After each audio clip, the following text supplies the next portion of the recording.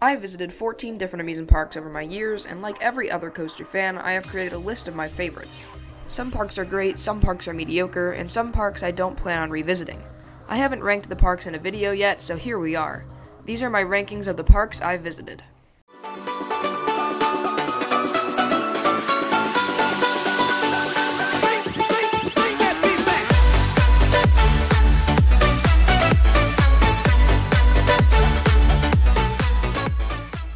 One quick thing before we get into the honorable mentions, there is one park of the 14 that I will not be including on this countdown, and that is King's Dominion.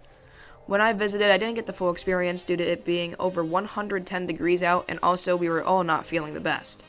We had to cut our day early, and we only got on 4 coasters. I hope to give this park another chance in the future. It would have placed in the top 10 most likely if I got the whole experience. With that said, let's get into the honorable mentions. Kennywood, located in West Mifflin, Pennsylvania, was a park that was me and my family's least favorite. This was due to the horrible operations we experienced at the park. We waited for 4.5 hours on steel curtain due to 1 train ops, slow dispatches, and multiple breakdowns. We also didn't like the overall atmosphere and the ride collection as much as others did. I hope to give this park another chance soon. Another park that didn't make the cut was Six Flags St. Louis. This park was another with a mediocre ride collection, but what made it worse was the bland atmosphere and setting. Nothing in this park stood out, and it was just an average experience. Our final honorable mention is Waldameer Park. This park is good for what it's worth. It's nothing huge, it's just a tiny park on the edge of Pennsylvania. It had 1 good coaster and a few unique flats. It's a small day park, but nothing more. Now we can finally get into the list. Number 10, Kentucky Kingdom. Kentucky Kingdom kicks off the countdown. I haven't visited this park since 2018, so I have yet to experience the upgrades including Kentucky Flyer. When I visited the park, I thought that it was a bit underwhelming. The top 2 are great, especially Storm Chaser, which is one of my favorite coasters. Lightning Run is a bit overhyped, but still fun. What was lacking was the atmosphere. It felt a bit bland compared to the later parks. The coaster collection outside of those 2 rides was also boring, with an old Woody and SLC. Again, Kentucky Flyer most likely changed that. This park is fun, but I would rather visit a different park. Number 9, Dorney Park. Dorney Park is a small Cedar Fair park on the outskirts of Pennsylvania near New Jersey. The park overall is lacking in a few categories. These include operations, which are some of the slowest at any park, and ride collection. The best ride here is Talon, and everything else is mediocre at best. The park desperately needs attention by Cedar Fair, but is unfortunately left in the dust. It has a great atmosphere compared to the previous parks with a beautiful setting in the trees. The flat ride collection isn't horrible either, it just needs some overall park improvements and attention. Number 8, Indiana Beach. Indiana Beach is the most unique park I've visited. Unlike most other parks with spread out layouts, Indiana Beach is almost vertical. It has a lot of buildings stacked on top of each other and rides on top of that. Ride stations are high in the air, especially Cornball Express and Hoosier Hurricane. The ride collection is small but unique. The atmosphere was lively, pretty, and fun. Unfortunately, the rides aren't the best. Cornball Express was the best ride there, and it's only a little above average. Everything else is mediocre or bad. The setting is one of the best of any park though. It also has the most unique food options at a park I've visited so far. There's also a lot to do other than riding, including looking at the museum or taking a boat ride in the lake. Number 7, Holiday World. The next park on our list is the hidden gem, also located in Indiana, known as Holiday World. This park is more well known for their water park, Splash and Safari, which is the largest in the Midwest, and it includes 3 water coasters. But this video is about amusement parks, and Holiday World doesn't have as much to do. This is very much a half-day park unless you plan on marathoning Voyage all day, which is a great ride even if a bit overrated. The park puts guest experience first with lightly themed lands, fun coasters including the underrated Legend, and free drinks. While I didn't like the atmosphere as much as others, which is arguably the most important factor in a fun amusement park day, I can't deny that I had a good time. There are just other parks I would rather visit. Number 6, Dollywood. This is when we start getting into the big parks. I bet most of you may be surprised with this pick, but this is another park where I didn't get the full experience.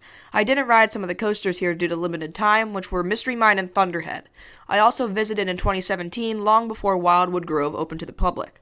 Dollywood was one of my favorites, but dropped recently after looking back on my visits to each of the top 5 parks. I love the top 5 parks very much, and this is the one that had to drop down. The atmosphere of this place is amazing, and while the ride collection I thought was worse than everyone said, I still thoroughly enjoyed the rides. Lightning Rod was overhyped, but it's still a fantastic coaster. The setting is beautiful, but the theme of the park didn't settle for me as much as it did with the park that we'll get to later. Some parts of the park didn't fit the theme as well for me, but that's just my opinion. I love Dollywood, but my visits at the upcoming parks were more exciting. Number 5, Carowinds. I visited this park, which is split between North Carolina and South Carolina for 3 days in 2019. and I am going back in 2022 to re-ride one of my favorite coasters, Fury 325. This ride is incredible, and honestly, people will overlook it nowadays. And the rest of the coaster lineup is pretty great. While there is a big drop-off from the top 4 of Fury, Copperhead, Intimidator, and Afterburn, Nighthawk and Vortex aren't as bad as everyone says, but it's the atmosphere that really did it for me. I'm sure you can tell from my rankings that I prefer amusement park atmospheres to the theme park vibe. I do like themes done right though, signaled by the top 2 coming up. I prefer the lively atmosphere of massive thrill rides to the smaller buildings. I still like a nice setting though, and Carowinds nails that with the county fair area. The wooded lake over by Nighthawk is also a great setting. Overall, Carowinds falls above average in every category, but the upcoming parks just bring the standard up even more, so this park had to be placed here. Number 4, Kings Island. I visited Kings Island over 10 times through the past years, and it just doesn't get old. The park has a fantastic atmosphere, and while not my favorite ride collection, one can't deny the impression this park makes out of the gate. The Eiffel Tower standing tall at the end of the fountains is stunning for an entranceway, and the top 3 of Mystic Timbers, Diamondback, and Orion are great. My only problem is after that, there's a big drop-off. Banshee and the Beast aren't the best, and past that, everything is just mediocre. There also aren't as many flat rides. Rivertown is actually all coasters, and that is the biggest section of the park. But the food here is above average for theme park food, and the Coney Mall section is one of my favorite amusement park sections. Number 3, Hershey Park. This park has one of the best coaster collections in the world, and includes one of my favorite coasters, Sky Rush, and a phenomenal supporting cast of Candemonium, Stormrunner, Great Bear, Lightning Racer, and Fahrenheit. The atmosphere is nailed in each section, with the fair-like section in the back and wooded section in the front. The rides are great, and so is everything else about this park, especially food, operations, and extra activities. This park has a water park, zoo, and chocolate factory, along with a massive amusement park.